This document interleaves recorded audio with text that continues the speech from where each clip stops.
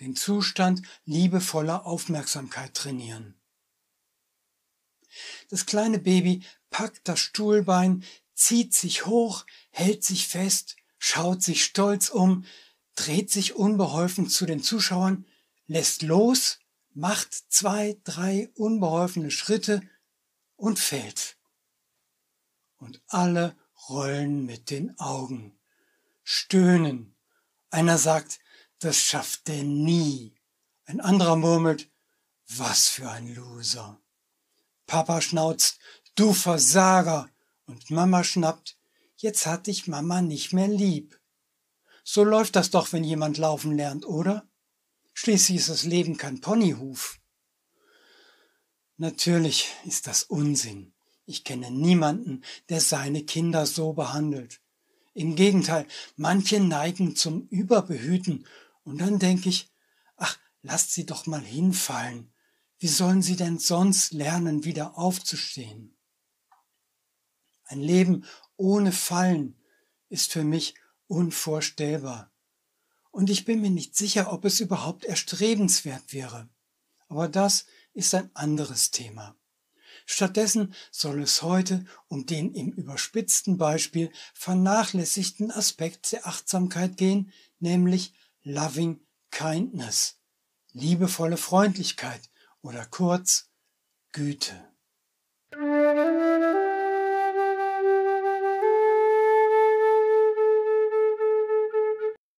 Das Paradoxe ist, dass so viele Menschen genauso verächtlich, zynisch und demütigend mit sich selbst umgehen, wenn es um die eigenen Unzulänglichkeiten und Fehler geht. Während sie den Kleinen sanft und konstruktiv durch die Enttäuschungen und Rückschläge des Lebens helfen, sind die Reaktionen auf die eigenen Missgeschicke lieblos. Es scheint, als ob der Schmerz, den der misslungene Aufbau eines Ikea-Regals, ein Hängenbleiben mit der kleinen Zehe am Türrahmen, ein nicht bestandenes Examen verursacht, nicht ausreicht, sondern noch ein gedachtes oder gar gebrülltes Ich Idiot hinzukommen muss. Zugegeben, Körper und Geist sind dann in Harmonie, beide fühlen den Schmerz. Doch unter dem Fluch liegt die Verurteilung der eigenen Person für einen Rückschlag. Immerhin gibt es dafür einen erkennbaren Grund. Es ging etwas schief. Aber meistens brauchen wir gar keinen Grund, um alles und vor allem uns selbst zu verurteilen. Was man natürlich nur innerlich tut. Niemand stellt sich anderen gegenüber mit den Worten vor: Hallo, ich bin Joe, übergewichtig, sozial etwas zurückgeblieben, langweilig und einfältig. Das behält man für sich. Es ist einfacher, die im inneren Monolog erzeugte Empörung zu spiegeln und etwas zu sagen wie: Schau mal, da steht Bill, der ist fett, einsam, faul und doof. Auf der Grundlage der Selbstverurteilung entsteht ein Statement über jemand anderen, der noch ein wenig tiefer auf der Werteskala steht. Man verschafft sich einen Status der Überlegenheit als inneren Trost, wenn man davon überzeugt ist, selbst ein armer Teufel zu sein. Den inneren Richter nicht zu einem erfahrenen, mit den Gesetzen vertrauten Weisen zu kultivieren, sondern ihn gnadenlos urteilen zu lassen, hat Folgen. Im voll ausgebildeten Zustand zögert er nicht, auch das kleinste Missgeschick mitleidlos zu verurteilen. Alles, was man tut oder nicht tut, steht unter strengster Aufsicht. Und selbst die Evolutionspsychologie hat bisher nur Vermutungen und Spekulationen darüber, welchem Ziel das wohl dienen könnte. Doch dieser Richter, der sich über andere erhebt, wird von den anderen nicht gehört. Nur man selbst wird Zeuge der permanenten Kritik mit all ihren Konsequenzen. Es gleicht einem ständigen Strom negativer Werbespots. Die Neurobiologie bezeichnet den Job des inneren Richters als Tätigkeit des Default Mode Networks, des Standardnetzwerks des Denkens, das immer dann anspringt, wenn wir uns nicht gerade auf etwas konzentrieren, was nichts anderes bedeutet als Negativität, ist Standard. Wenn das Ganze also sinnlos ist, warum schaltet man es nicht einfach ab? Warum das keine gute Lösung ist, zeigt das seltene und seltsame Cotard-Syndrom, dessen herausragendes Symptom der Verlust der Persönlichkeit ist. Die Betroffenen sind fest davon überzeugt, dass sie gestorben sind.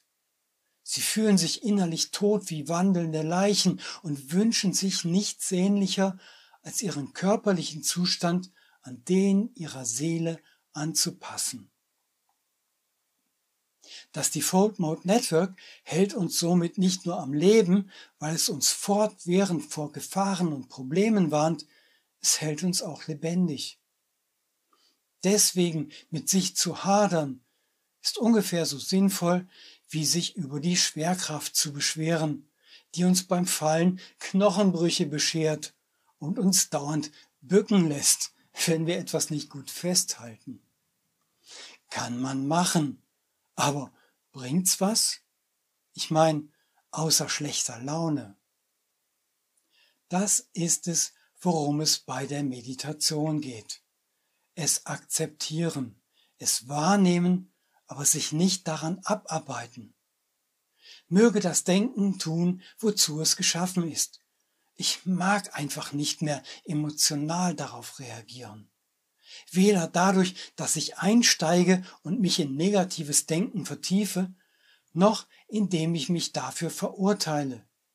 Ich stelle fest, ach, da bist du ja wieder, grüß dich, aber ich mache jetzt erstmal mit dem weiter, womit ich mich beschäftigen wollte. Und dann lässt man los, man lässt sie ziehen, die Gedanken, wie die Wolken am Himmel, wie die Buddhisten das so blumig ausdrücken. Womöglich ist genau das die große Herausforderung für die Menschheit heutzutage. Nachdem wir uns mit Phänomenen wie der Schwerkraft arrangiert und uns ihr angepasst haben, sie sogar nutzen, geht es jetzt vielleicht darum zu lernen, wie man ohne Urteil durch das Leben geht. Vergleichbar mit dem erfolgreichen Versuch, nach wahrscheinlich unzähligen gescheiterten Versuchen in der Savanne den aufrechten Gang zu lernen. Die Evolution hat viele Jahrtausende gebraucht. Heute schafft das ein Baby in wenigen Monaten. Ist nicht verurteilen nun das neue Gehen? Lernen zu betrachten statt zu bewerten? Neugierig zu sein statt negativ? Am Ende gar, wo habe ich das nur gleich gelesen? Deinen Nächsten wie dich selbst zu lieben? Manchmal muss man mit etwas ganz klein anfangen. Eine Klientin fand sich zum Beispiel unsagbar hässlich. Obwohl sie eine begeisterte Schwimmerin war, ging sie niemals ins Schwimmbad, weil alle Jungs bei ihrem Anblick anfangen würden zu kotzen.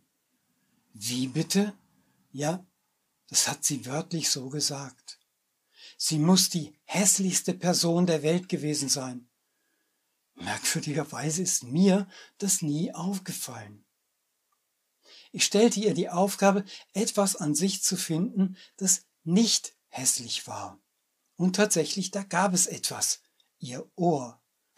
Lachen Sie nicht, es ist immer leicht aus der Ferne zu lachen. Aber so absurd ihr Selbstbild auch war, für sie war es real und eine schreckliche Last. Ihr innerer Kritiker war der gnadenloseste Scharfrichter, den man sich denken könnte. Er kannte kein Erbarmen, höchstens mit ihrem Ohr. Sie sollte sich um der Übung willen genau darauf konzentrieren. Wie fühlt sich ein solcher Körperteil an, der nicht hässlich ist? Wie würde sich ihre Hand anfühlen, wenn sie auch nicht hässlich wäre? Oder ihr Knie? Und wie würde sich ihr Kopf anfühlen, wenn sie einen nicht hässlichen Gedanken hätte? Das Ziel der Übung war es, etwas bisher Undenkbares in den Bereich des Möglichen zu rücken. Was unmöglich erscheint, wird auch niemals verwirklicht werden.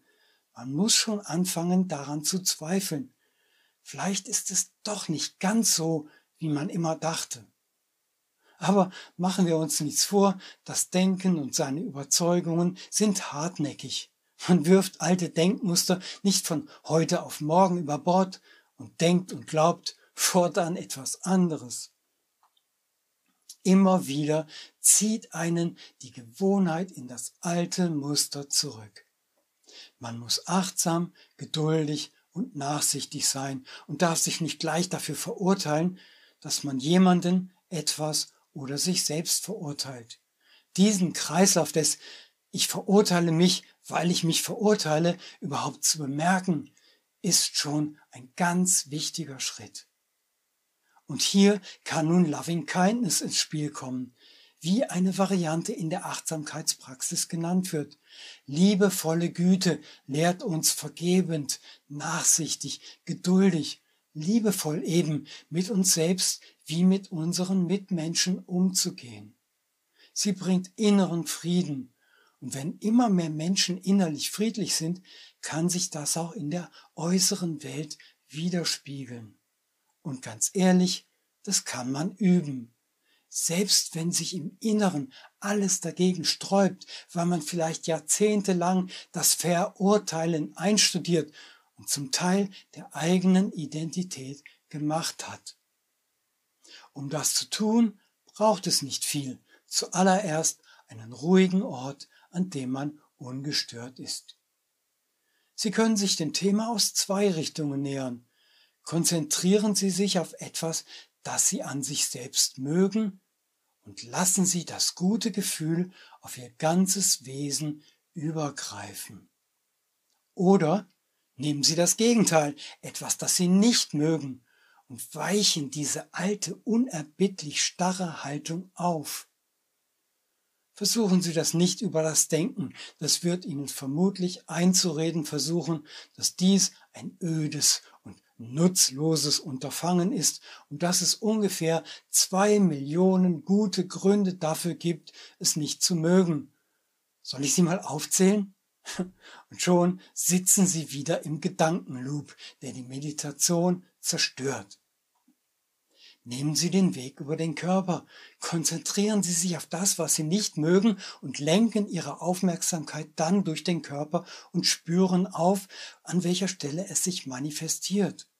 Wenn es einen physischen Punkt am Körper gibt, der mit Ihrer positiven oder negativen Eigenschaft verbunden ist, markieren Sie ihn im Geiste oder auch ganz real, wenn Sie möchten, indem Sie ein Blütenblatt darauf legen oder ein duftendes Öl oder eine Blütenessenz darauf träufeln.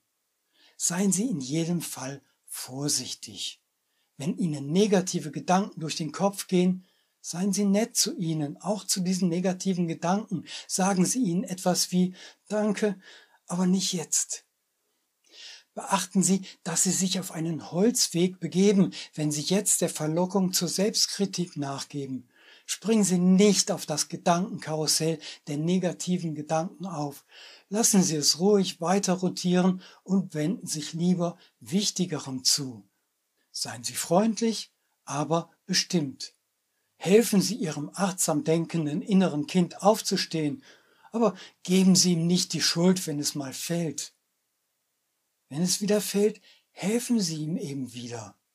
Machen Sie das so lange, bis Sie merken, dass innerer Frieden und Harmonie mit sich selbst eintritt. Genießen Sie den Zustand eine Zeit lang, bevor Sie die Übung beenden, und wiederholen Sie sie, bis sie ein Teil Ihrer Persönlichkeit wird. Und dann wiederholen Sie sie. Loving Kindness heißt auch die unterstützende Blütenessenzenmischung, die uns lehren soll, nachsichtig, freundlich, geduldig, liebevoll mit uns selbst wie mit unseren Mitmenschen zu sein. Sie besänftigt den inneren Kritiker, fördert Mitgefühl und bringt inneren Frieden. Loving Kindness besteht aus den folgenden Orchideenessenzen. Erstens Forgive, Vanda Blue Magic. Sie hilft, mit sich selbst und anderen ins Reine zu kommen, sich selbst und anderen vergeben zu können und damit einen Schlussstrich unter Streitereien, Gefechte, Schuldzuweisungen, Selbstmitleid und die ganzen anderen beeinträchtigenden Emotionen zu ziehen. Schluss damit. Love, Paphiopedilum maudie viniculor, lässt einen zum Meister des eigenen Herzens werden. Man lernt selbst zu entscheiden, wie man fühlen und vor allem sich fühlen möchte. Sie lehrt uns zu lieben. Care, Paphiopedilum Pinocchio. Sie hilft, positive Zuwendung zu entwickeln, auch wenn es schwerfällt, man sich überfordert fühlt und Niedergeschlagenheit sich breit macht. Sind Sie schon mal von jemandem auf das Übelste beleidigt worden, den Sie seit Jahren pflegen? Das schmerzt. Und doch gibt man nicht auf, denn mit Hilfe von Care erkennt man, dass aus ihm nur derselbe innere Scharfrichter spricht, den man von sich selbst so gut kennt. Care holt die Liebe zurück, die bedingungslose, nachsichtige, geduldige Liebe, die einen selbst, seine Lieben und seine vielleicht nicht ganz so Lieben schützt und hegt. Zusammen unterstützen sie die Meditation und helfen uns, diese liebevolle Güte in uns zu entwickeln, sie ehrlich auszustrahlen, ohne etwas dafür zurückzuerwarten. Wir erfreuen uns an seiner Wirkung, wie an der Blume, die wir pflegen und die uns dadurch belohnt, dass sie das Beste in sich zur Blüte bringt. Dass sie zeigt, wie gut es ihr damit geht, ist mehr, als wir uns wünschen konnten.